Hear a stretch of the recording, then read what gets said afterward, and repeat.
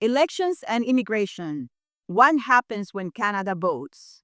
Welcome, AJ from canxglobal. Oh, good morning, Melissa.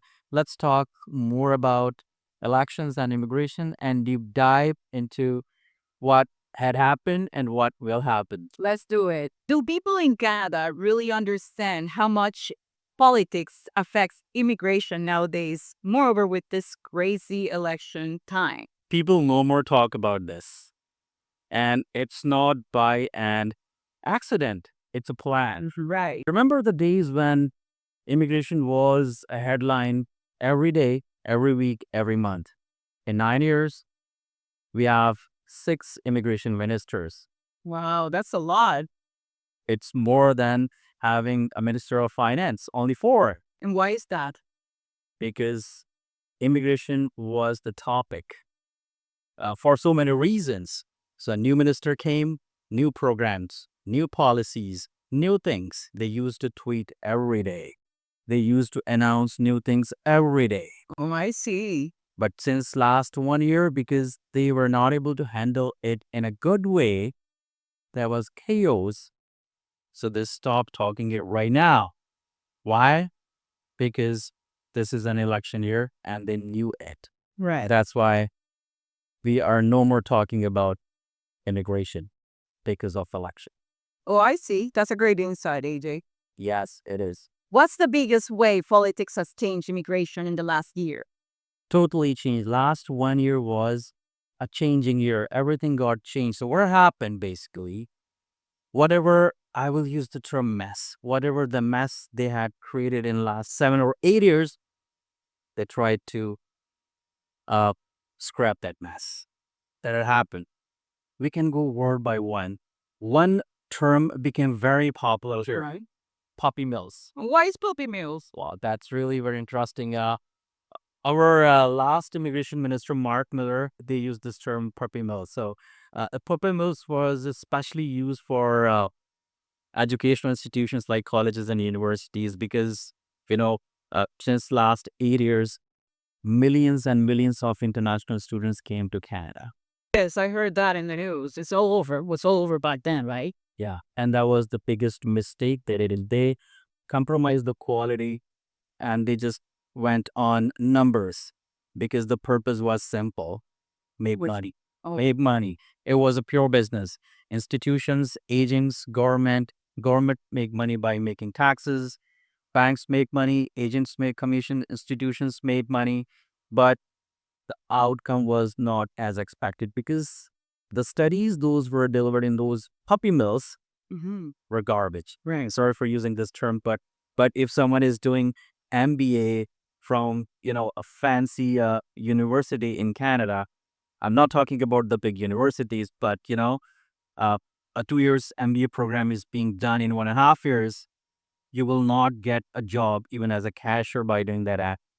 Those are That's the ground reality. right. And that's the reality of our education system. So last 1 year, what they did actually, they tried to close all holes. They tried to just, fix the problems they had created. So they just stopped everything. Yes. They closed all the holes. So I see. So they're fixing their system. Oh, that's very interesting. I would say, you know, just think in another way. I was the guy who created all the problems.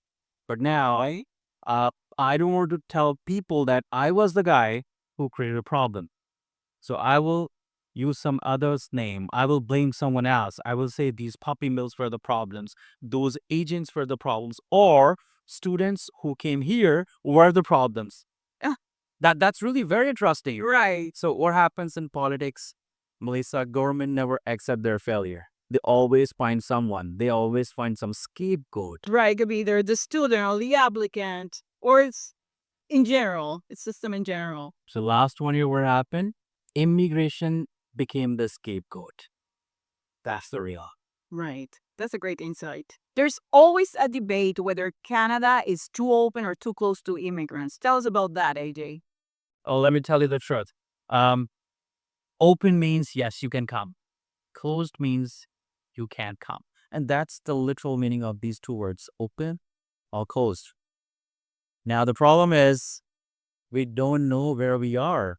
Or I would say the government don't know what they're doing. They're open or they're closed. Because for every person who is trying to come to Canada, or people who are already in Canada, Right. they don't know. They don't need use a wrong perception. Even it's highly confused system now. It's highly confused situation right now. We don't know where we are. That Right. If you always generalize that Canada is a closed or open to immigrants, right? yeah, we don't know. Now tell us how the politicians are reacting to public sentiment. Politicians are all talking about for their votes. That's all. Right. So the thing is, immigration has become a tool, political tool. So the problem is, politicians are not at all talking about immigration, because now immigration is not a ballot question. And that's a really very bad thing. Bad thing. Why? Because since US and Canada are on a tariff war, Right. the ballot question has been changed. Now politicians are talking about tariff There's a lot of drama around it. because it's a politics, Melissa. So Yes. that's the simple thing is, politicians don't worry about immigration. They don't care about immigration now, and it's really an unfortunate. So there's a lot of crisis right now regarding immigration in other countries as well, not just Canada. Of course, crisis is there, but again, the problem is, an unfortunate part is, politicians are not talking about it because immigration is no more a ballot question. That's a great perspective, AJ. Now tell us, how much do political changes actually impact immigration in Canada? Are these changes predictable at all? Not a close. No. No. Why not tell us? In the last podcast, we use the term WWW and add fourth term I. Immigration is totally unpredictable. And if we see the consequences of the things those that happened in the last 1 year, let's just take few examples. Say for example, if we talk about flag polling. So flag polling was closed just in a day, overnight. I would say they closed the flag polling just overnight, and That was really fast. very fast. You will not believe many people were, uh, you know, waiting at the borders for getting their work permit, and they announced now it's closed. You cannot apply for that. Wow, I can only imagine the drama. And queues as well. Yes. Yeah, and what the thing in immigration is, you know, you the fact in the life is you plan for everything, right? If you go to the office, you plan it. Yes. Right? If you are making money, you are planning for your whole expenses, your family expenses. So it's not just a family or a business. Planning is very important. So now the question is, does people need to plan about immigration? Answer is no, because immigration is totally unpredictable. Um, you might have seen that, the nanny program that got open on 31st of March. Right, just recently. Yeah. And we saw it opened 7 o'clock PST here, and for like 2 or 3 hours, no one was able to submit their application because of technical error, and it got just filled just in 1.5 hour.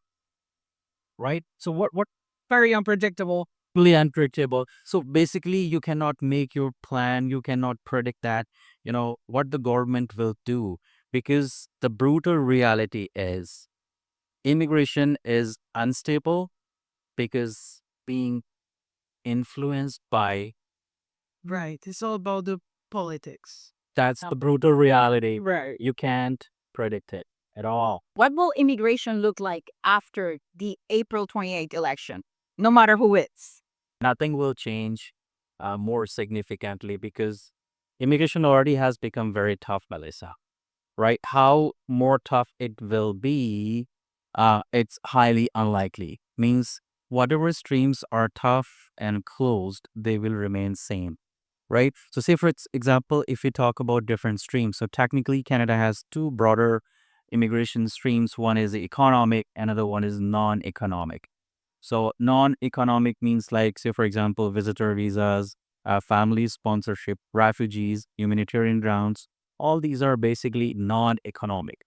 But if country has to grow, they have to focus on economic. Means they have to uh, promote work permits because there is a labor shortage. Not in all sectors, but wherever there's a labor shortage, work permits will be approved. So I'm telling you exactly what may happen in a very positive way. So work permits will be easier in coming days. Student visa will remain tough. Visitor visa will remain tough. Right. Refugee will become more tough.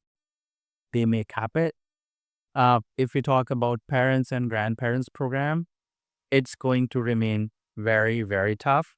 If we talk about um, permanent residency programs, uh, though the chances are they will make it little easier. They may just, bring some other program like, peer-to-peer program so that people may get their PR easier who are already in Canada. Right. Government will not try to bring a lot of people from outside of Canada, but one good thing may happen, and that is business immigration.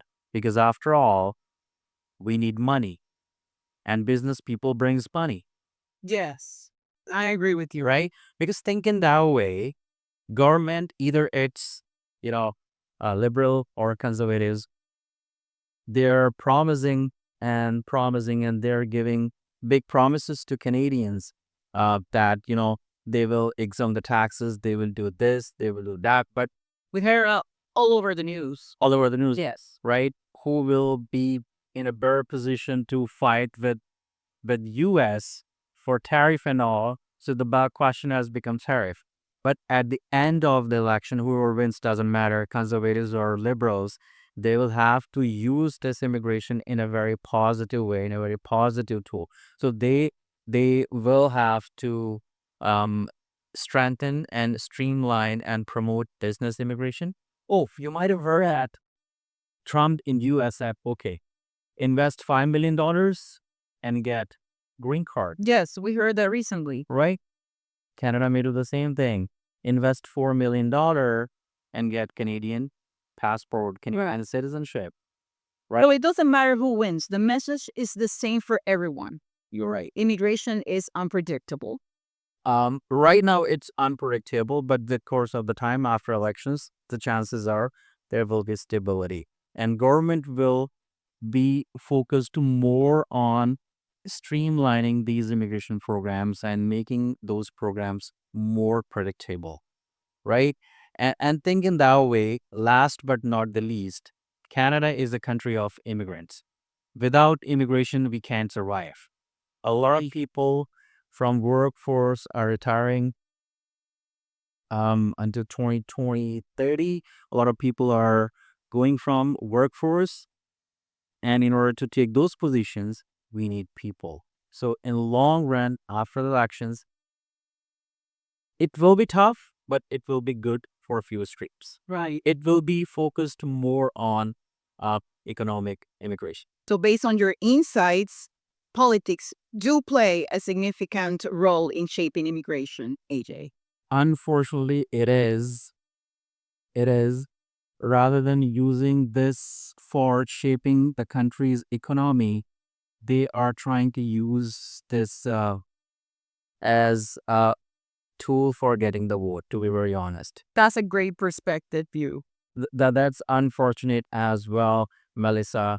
If you see a lot of things are happening in the elections, and I don't want to be inclined towards either party, but the sad reality is immigration is being used as a tool right now rather than shaping our country's economy.